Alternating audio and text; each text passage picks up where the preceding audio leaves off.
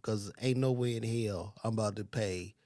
$200 or $300 to go on the nigga's front lawn to watch other niggas' cars and just stand around and drool.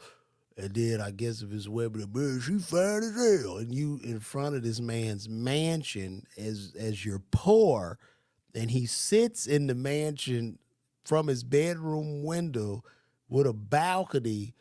overlooking peasants in his front yard, drooling over shit they can't afford, with jewelers there to even extract more money out of the community.